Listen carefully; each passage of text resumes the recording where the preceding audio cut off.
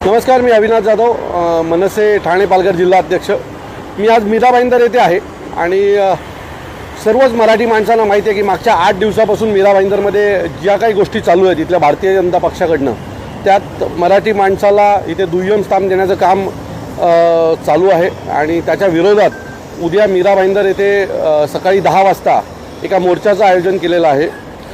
काही वेळापूर्वी माझी पत्रकार परिषद सुरू होती आणि पत्रकार परिषद सुरू असताना मला एक नोटीस आली आणि ती नोटीसमध्ये मी आणि शहर अध्यक्ष संदीप राणे आम्हाला दोघांना उद्या आज रात्री 12 वाजल्यापासून उद्या रात्री 12 वाजेपर्यंत मीरा भाईंदर येथे येण्यास बंदी आहे। मला माहीत नाही आहे सरकार मराठी माणसाच्या बाबतीत असं का करते। ज्या व्यापाऱ्यांनी मोर्चा काढला त्यांच्यावर कुठल्याही प्रकारचे गुन्हे झाले नाहीत, परंतु आम्ही मोर्चा काढायच्याच आधी आम्हाला घाबरवण्यात येतं आहे। मीरा भाईंदरमधल्या प्रत्येक मराठी माणसाला माझी विनंती आहे की मीरा भाईंदरमधला म हा मराठीचा आहे हे दाखवण्याची वेळ आता आलेली आहे।